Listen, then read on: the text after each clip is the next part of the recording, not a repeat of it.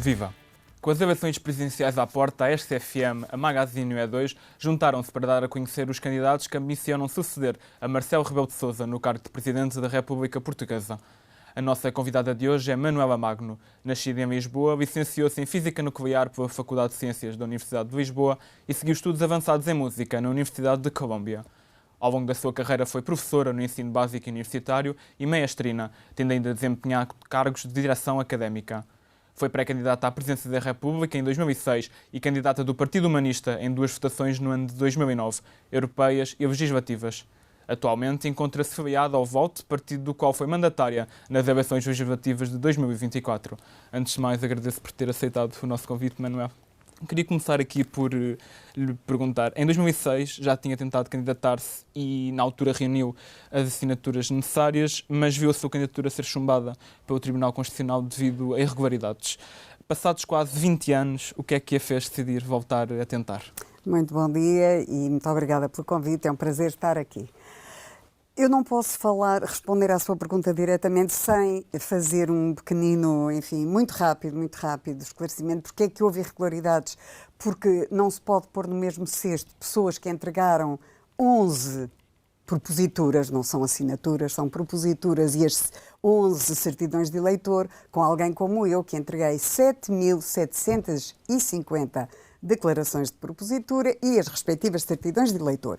O Tribunal Constitucional, isto é público, está nos acórdãos, chumbou a minha candidatura por alguns desses documentos não estarem unidos, é o termo do acórdão, o que queria dizer agarfados. Portanto, passemos à frente, mas de facto, enquanto cidadã independente, que o lema de candidatura em 2006, para as eleições de 2006, era afirmação de cidadania, eu fiquei muito contente porque consegui efetivamente ter o apoio para ser candidata de 7.750 cidadãos, quando o mínimo é 7.500. Muito bem, passemos agora. Entretanto, passaram 20 anos.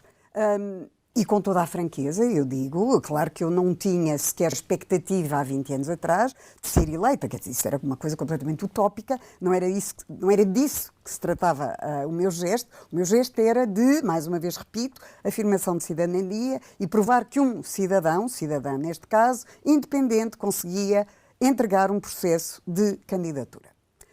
Entretanto, este ano, 20 anos depois, é diferente. Eu não estou no ativo, daqui a alguns dias faço 72 anos. Na altura dirigia grupos instrumentais, coros, orquestras, tinha todo um trabalho académico, tinha muito envolvimento com a comunidade, nomeadamente em Évora, porque nessa altura eu estava professora na Universidade de Évora. Mas agora tenho mais de 20 anos de experiência e tenho a disponibilidade total para qualquer votação que possa acontecer. E tenho a convicção, acima de tudo, que é importante que alguém como eu seja candidato. Muito bem. O seu lema para esta campanha é cidadania ativa por Portugal, na Europa e no mundo. Poderia esclarecer o que quer dizer com isto da cidadania ativa? Claro. Vou explicar a cidadania ativa e porquê Portugal e no mundo. Por Portugal, na Europa e no mundo. Ora bem, nós em Portugal, felizmente, temos uma Constituição da República, que foi aprovada em 76, excelente. E aqui na Constituição, é a lei fundamental, o Presidente da República deve cumprir e fazer cumprir a Constituição da República e estão consignados os direitos dos cidadãos, em muitíssimas áreas, sociais, cultural, económica, tudo mais. Mas também há deveres. E o que me parece é que nós somos muito ativos a defender e a reclamar os nossos direitos, com toda a justeza, mas muitas vezes esquecemos dos nossos deveres. Mas não é um esquecimento como cidadãos, não é um esquecimento malicioso, não, é porque de facto não tem havido ao longo destes anos, lamento dizê-lo, uma pedagogia de informar os cidadãos dos seus deveres. E nesse dever, quanto a mim, há o dever da participação. Mas as pessoas só vão participar ativamente se acreditarem que vale a pena. Eu estou quase todos os dias na rua, e também já o fiz há 20 anos, e já o fiz em outras iniciativas, e as pessoas, há duas características que eu diria. As pessoas estão cansadas, por um lado, desiludidas e, principalmente, desinformadas. Portanto, quando eu digo cidadania ativa, enquanto Presidente da República, eu tenho as condições ideais, porque o Presidente tem o dom da palavra, tem o poder de poder reunir com quem quiser, propor os eventos que decidir, estimular as reuniões que achar que são importantes, e eu gostaria imenso, enfim, enquanto Presidente da República, o meu foco ser a cidadania ativa no sentido da participação ativa dos cidadãos na solução dos problemas. Claro que nada disto exclui o Governo, a Assembleia da República e as eleições. Mas isso é uma das formas de participação direta que tem a ver com a democracia representativa. E eu gostaria também de estimular dois tipos que não estão expressamente indicados na Constituição da República, mas que de alguma forma indiretamente estão, nomeadamente quando se fala em iniciativa legislativa de cidadãos, a participação mais concreta da sociedade dita civil, que os partidos, as pessoas que estão nos partidos também são ativas e estão na sociedade civil, mas mais ativamente.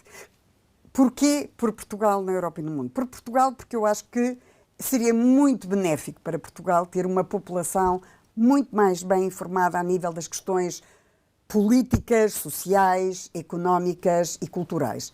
Por outro lado, o que é que o Presidente da República, nas suas funções, nas suas atribuições, uma delas muito importante, é representar a República Portuguesa. Ora, quando se representa uma República, que somos nós, República Portuguesa, representamos basicamente a sua população. Ora, a população de Portugal não está apenas no território continental, e muito menos só no continental e nas ilhas, nos dois arquipélagos. Está espalhado pelo mundo. Há, de facto, milhões de portugueses espalhados pelo mundo que continuam a ter a sua cidadania portuguesa e que muitas vezes são um bocadinho esquecidos. Eu ia dizer abandonados, é uma palavra forte, mas são um bocadinho esquecidos e às vezes ignorados.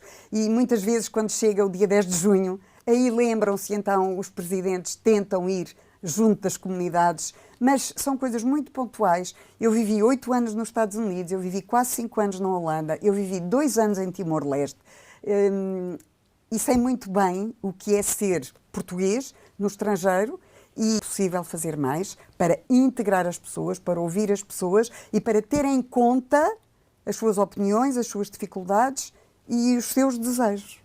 A Manuela falou aqui desta questão do afastamento das pessoas da vida política, das decisões políticas e agora também dos portugueses que não vivem em Portugal e que acabam a ser um bocado esquecidos. O que é que a Manuela, caso seja eleita, pretende fazer? Nomeadamente, dar muito mais visibilidade às variedíssimas associações de portugueses espalhados pelo mundo, desde associações de cariz cultural, principalmente, mas muitas de cariz socioeconómico. E eu continuo a dizer, nós, os portugueses que vivemos no continente, não temos noção do que é, de facto, a pujança e as sociedades, digamos assim, a organização de portugueses fora de Portugal. Portanto, desde logo, tentaria dar muito mais visibilidade a essas organizações que já existem. Por outro lado, eu sei que há locais e que ainda não existem esse tipo de associações e, portanto, tudo faria, mais uma vez, no âmbito da cidadania ativa, para que essas pessoas se organizassem. Nós podemos organizar desde algo que a seguir ao 25 de Abril, digamos que as pessoas ouviam falar, associações de moradores, até associações de bairro, associações até de prédios, e as pessoas estão muito isoladas, as pessoas estão... Nada contra as tecnologias.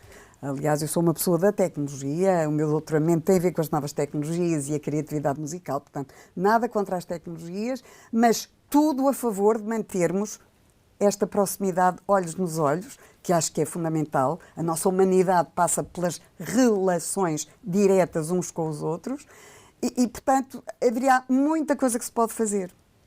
E enquanto alguns candidatos acabam aqui por ser alvos de uma cobertura mediática mais intensiva, a Manuela, tal como outros nomes que estão a concorrer a estas eleições e a tantas outras, acaba por não ter uma presença tão frequente nos meios de comunicação social. Posto isto, gostaria de lhe perguntar quais é que são as principais bandeiras e reivindicações da sua candidatura? Ora bem, o Presidente da República, como sabem, não tem poder executivo, não tem poder legislativo, não tem poder judicial, mas tem o dever, além de representar a República Portuguesa, tem o dever também de ser um moderador entre os diversos órgãos de soberania.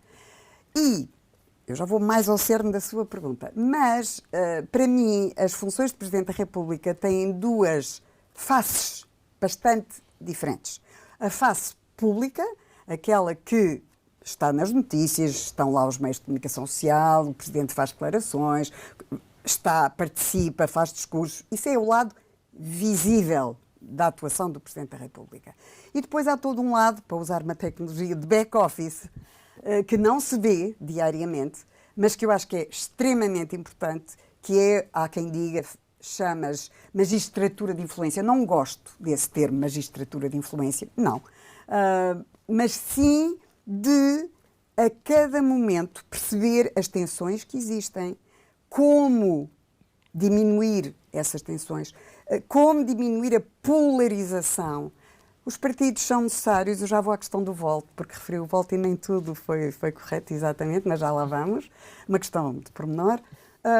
Claro que os partidos são organizações de cidadãos, deveriam ser vistas como organizações cívicas, mas curiosamente há uma dicotomia na nossa sociedade que diz os cidadãos por um lado, os partidos políticos por outro. E eu gostaria muito de conseguir que os partidos políticos, de que maneira, fossem mais, do ponto de vista do que mostram, digamos assim, à sociedade, que percebessem que têm comportamentos éticos, que têm comportamentos transparentes e que têm, de facto, um objetivo. É contribuir para o quê? O bem comum. Sendo por desenvolvimento económico, sendo por organização, digamos, da educação, da saúde. Mas isso cabe ao Governo. A minha única reivindicação enquanto Presidente da República é que eu serei, de facto, muito exigente tudo o que tem a ver com a transparência das decisões na vida pública. Os portugueses, os cidadãos, as cidadãs, vamos dizer, eu acredito nos substantivos coletivos, mas tudo bem, os cidadãos e as cidadãs têm direito de serem informados a cada momento. Eu compreendo que há certas decisões que não é preciso a todo o tempo vir explicá-las, porque muitas são óbvias, mas muitas vezes não são nada óbvias e isso afasta as pessoas. Sabe que na lei orgânica da organização dos partidos políticos, uma das alíneas diz são responsáveis por fazerem pedagogia política.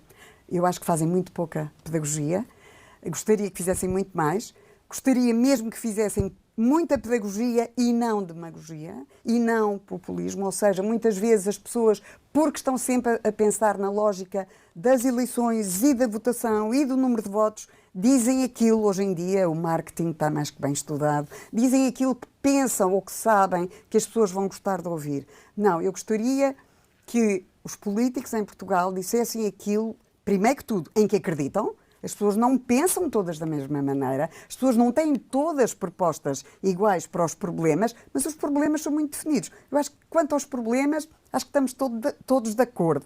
Depois, nas propostas, eu gostava muito que as diferentes forças políticas tivessem a capacidade de explicar as suas propostas.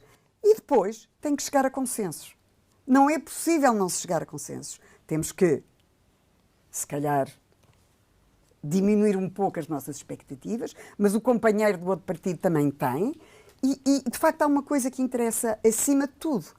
É o bem comum, é o desenvolvimento num sentido positivo do nosso país. Só lhe queria dizer quanto ao voto, efetivamente eu não fui mandatária para as legislativas, eu fui mandatária como independente, eu não pertencia ao partido, para as europeias.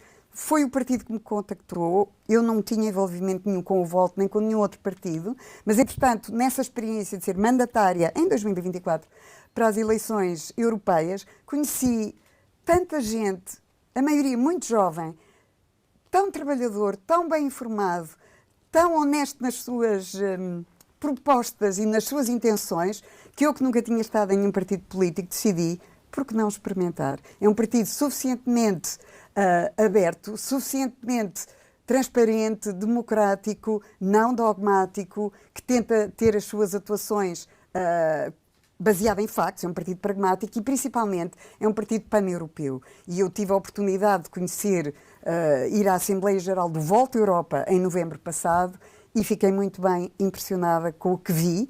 E, neste momento, há 5 deputados europeus do Volt, 3 do Volt Alemanha, 2 do Volt Europa, mas, de facto, o Volt Europa funciona, os vários partidos nacionais funcionam muito como um todo e tudo é discutido, e isso agradou muito, a questão da transparência e do envolvimento das pessoas que aderiram à Volta. Muito bem. E a Manuel tocou aqui na questão da pedagogia e a verdade é que a sua campanha, a sua candidatura é pautada por temas-chave com um tom muito positivo, como a própria pedagogia, a empatia. Qual é o motivo para ter escolhido estes valores como pilares da sua campanha? Olha, é muito simples. O primeiro, se está lembrado ou se tem, é ação versus resignação. E porquê? Eu estou, neste momento, não poderia estar mais ativa, digamos. Eu estou a dar a cara por algo que tem a ver com o meu envolvimento diário, com a minha energia. E porquê?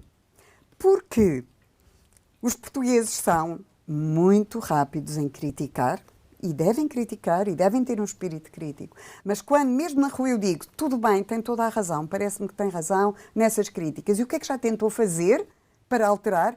Muitas vezes, isto não é ficção, isto é verdade, muitas vezes uma percentagem considerável de pessoas diz não vale a pena, não há nada a fazer. Usam expressões que eu tento sempre rebater. Isto está minado. Não está minado. Isto são todos iguais e isso então eu rebato logo. Não são todos iguais. Temos é que tentar aprofundar aquilo que existe, as propostas que existem. Portanto, o primeiro acho que está claro, a ação versus resignação. Não é criticarmos e depois não fazemos nada. Depois, aliás, tenho aqui um dos meus meios de divulgação, que são os marcadores de livros, empatia versus egotismo. Há pessoas que me dizem, empatia versus egoísmo. Não. Egotismo, ou seja, a razão principal, em minha opinião, que deve levar alguém a querer estar na vida pública, não é porque achar que é o melhor ou que é o mais esperto, o mais inteligente, tem as melhores ideias. Não. É porque acredita que consegue gerar empatia, que ouve os outros, que se consegue relacionar com os outros de uma forma autêntica. Não o faz para que gostem dele ou dela, não é? E eu, sinceramente, sem qualquer falsa modéstia, eu sei, e se eu não soubesse com a idade que tenho e com a experiência que tenho de vida profissional, artística, eu sei que consigo criar empatia. Portanto, aqui está empatia versus egotismo.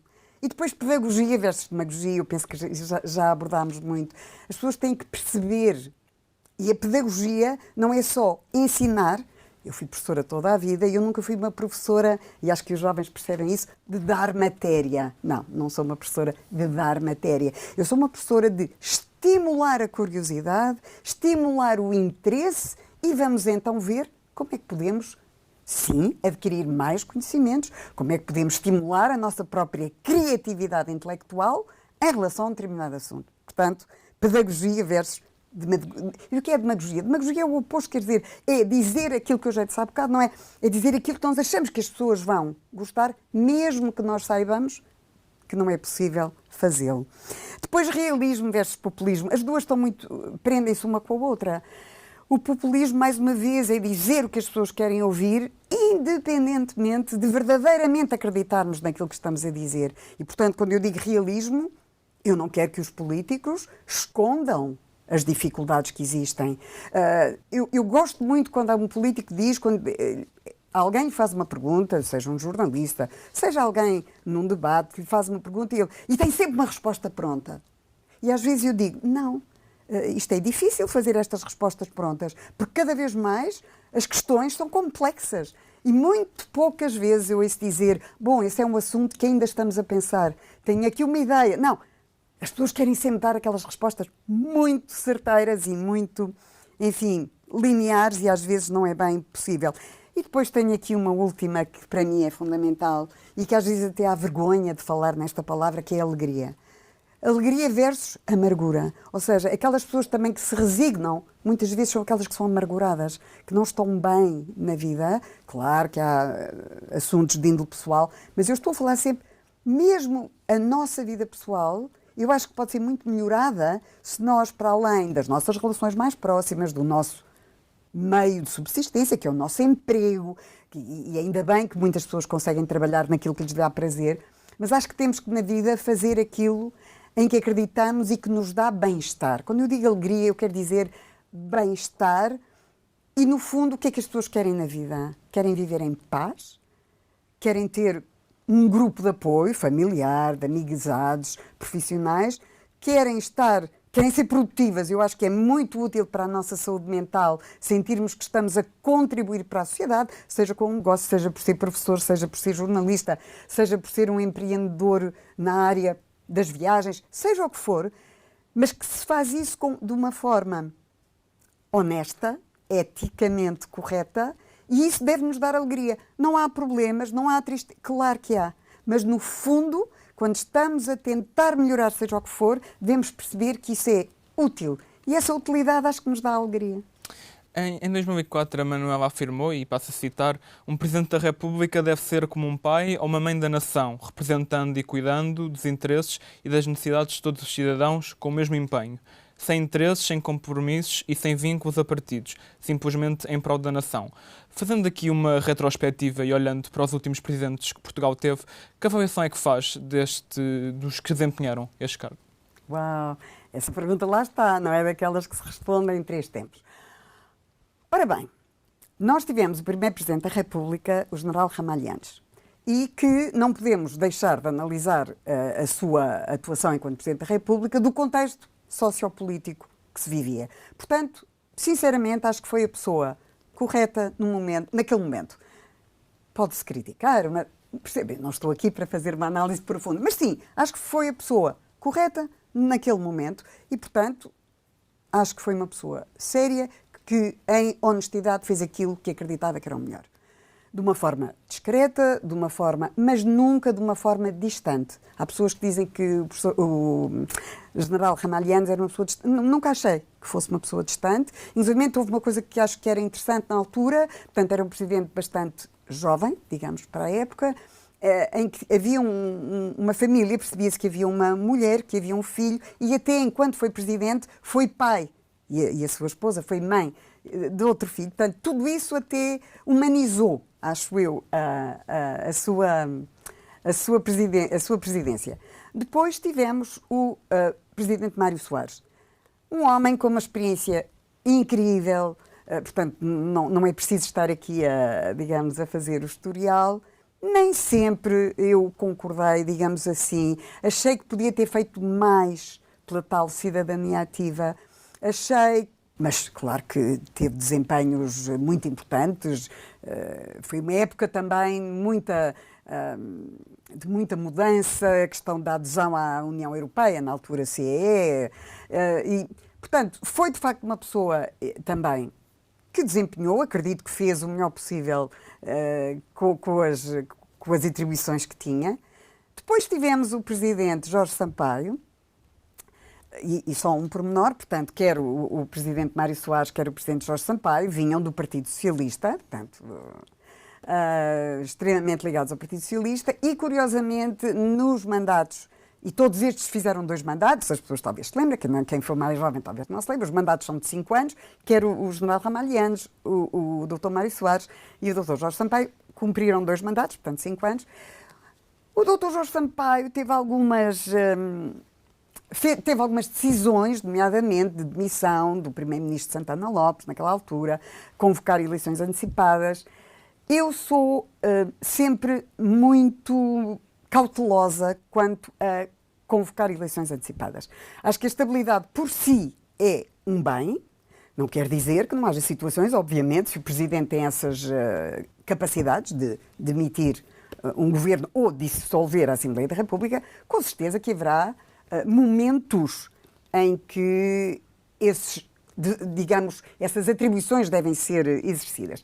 Mas a questão que eu às vezes coloco, e lá está, com toda a ressalva, eu não tenho certezas, mas senti um bocadinho que perguntei-me se o Presidente da República que nós tivéssemos tido naquela altura não tivesse um vínculo tão forte a um grande partido, se teria havido eleições antecipadas e admissão de Santana Lopes, que era, como se sabe, do Partido Social Democrata. E depois temos tido, está no fim do seu segundo mandato, o professor Rebelo de Sousa. E, com toda a honestidade de todos, é o Presidente, eu não venho aqui para estar a criticar os Presidentes, eu estou aqui para falar mais das minhas propostas, mas, de facto, desiludiu-me em muitos aspectos. E desiludiu-me porquê? O professor Rebelo de Sousa é um comunicador. Aliás, durante anos, ele foi comentador na televisão, além de ser professor de Direito Constitucional na Faculdade de Direito e ter sido presidente do PSD, ter sido candidato à Câmara de Lisboa, sempre sem grande sucesso, diga-se. E porquê é que não teve grande sucesso, em minha opinião? Porque, de facto, o professor Marcelo Rebelo de Sousa tem um enorme ego. Eu quero esclarecer, quem se candidata a um cargo público, muito mais ao cargo de Presidente da República, tem que ter autoconfiança. Tem que conhecer-se e saber que é capaz de estar à altura dos desafios. Mas isso não quer dizer que tenha que ser vaidoso e que tenha que ser egocêntrico. O nosso tempo está a chegar ao fim, infelizmente, mas eu queria, antes de terminarmos, deixar-lhe aqui uma última questão, que era, ao longo desta conversa, ficámos a conhecer vários dos seus pontos de vista e que realmente a diferencia dos restantes candidatos. Se tivesse de definir a sua candidatura em uma frase, qual é que seria? Eu não tenho pena de me repetir, será a candidatura à presidência da cidadania ativa. Muito bem. Obrigado. Muito obrigado, Manuela. Obrigado, Leandro. Termina assim mais uma entrevista desta série das presidenciais 2026 que juntei a RCFM, a Magazine e o E2. A entrevistada de hoje foi Manuela Magno. Obrigado por terem estado desse lado. Até breve.